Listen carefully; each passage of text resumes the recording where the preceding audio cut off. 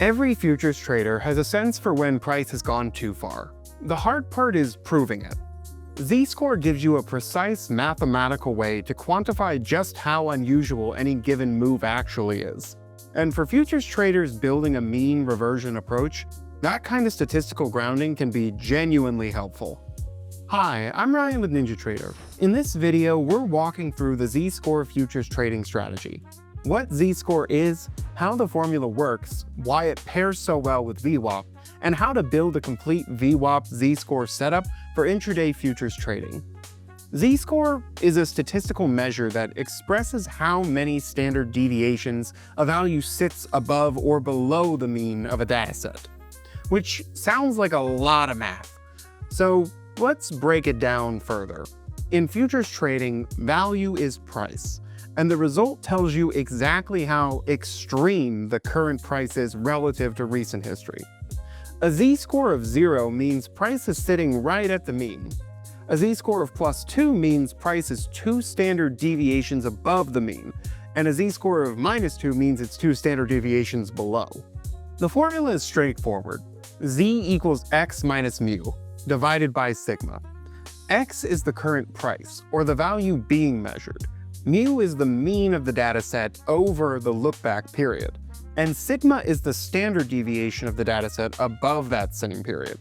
That single number contextualizes where price stands relative to its recent behavior, regardless of what instrument you're trading or at what price level. A quick word on Z-score versus standard deviation, since these are relative but distinct. Standard deviation measures how widely data is spread around a mean. It defines the scale of variation. Z-score uses that standard deviation to pinpoint where a specific value falls within the distribution. Standard deviation is the ruler, while Z-score is the measurement. If you're already familiar with Bollinger Bands, they operate on a similar concept, plotting standard deviation bands around a moving average directly on the price chart. Z-score converts that same relationship into a standalone oscillator, making it easier to compare across instruments and timeframes. So why does plus or -2 carry so much weight as a threshold?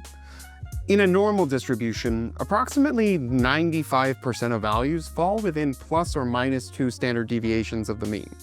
A Z-score reading beyond those boundaries is statistically uncommon.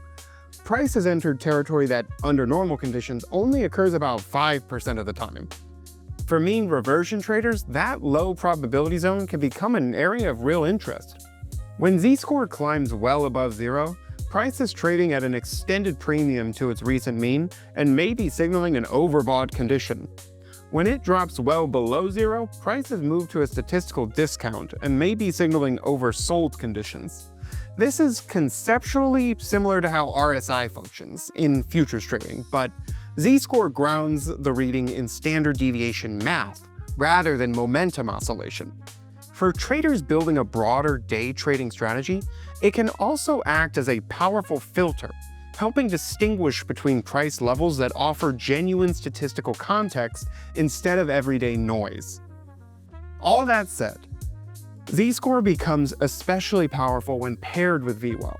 VWAP, or volume weighted average price, calculates the average price of a security weighted by volume over a given period.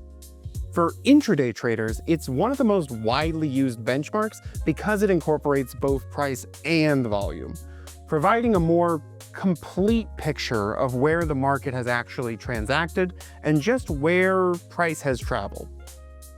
One of VWAP's most useful properties for day traders is that it resets at the start of each trading session, keeping the statistical baseline relevant to current market conditions. It reflects the day's actual supply and demand activity, giving a real-time reference point for fair value. Layer Z-score on top of that, and you get a statistically grounded signal for whether price has extended too far from the intraday anchor.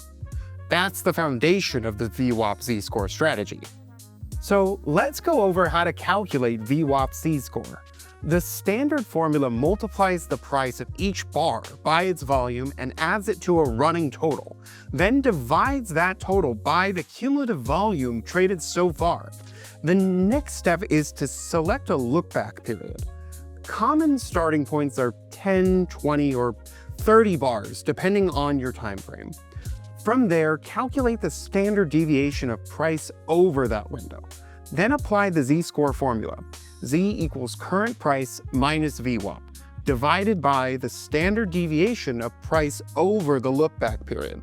And finally, plot the result as a separate oscillator with reference lines at +2, +1, 0, -1, and -2.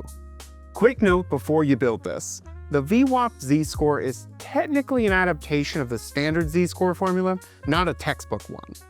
In a pure Z-score, the lookback mean is your baseline. Here it's VWAP.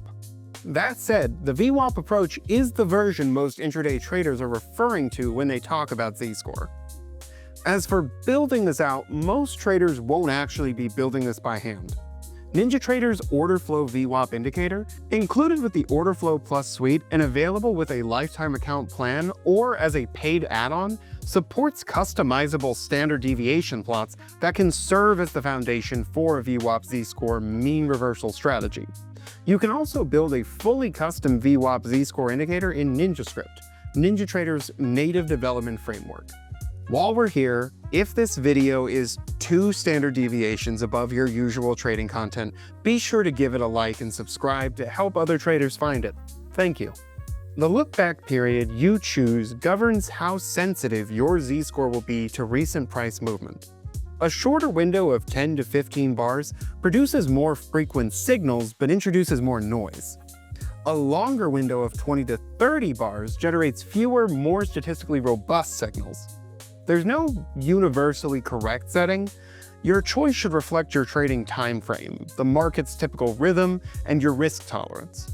Testing across different lookback periods in NinjaTrader's simulation environment is a practical way to find out what fits in a given instrument and session. Once you have the indicator in place, the signal logic for a mean reversion setup is relatively clean. For a long entry, you're watching for Z-score to reach -2 or below, indicating price has moved to an extreme discount relative to VWAP. The key is waiting for Z-score to begin turning back towards 0 before entering, as confirmation that momentum is shifting. For a short entry, it works in reverse.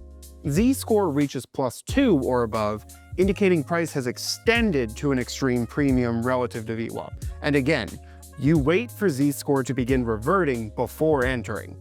On exits, the 0 line, which represents a return to VWAP, is the natural full target.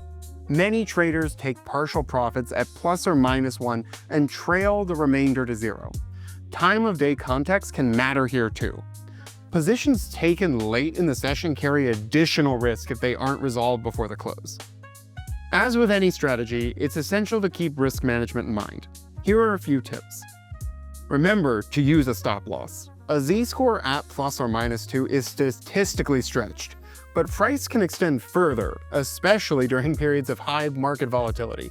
So having a hard stop set before entry protects you when the market decides to be the exception. You'll also want to assess the broader trend before acting on extreme readings. Z-score works best in range-bound or mean reverting conditions, and in a strong trend, overbought can simply become more overbought. Be selective about which signals you act on as well. Multiple Z-score extremes in a single session can tempt overtrading. Many traders find the first or second clean extreme of the day offers the cleanest setup. The signal hasn't been diluted by repeated mean reversion attempts earlier in the session, so prioritizing quality over quantity tends to serve you better. And remember to size your positions appropriately.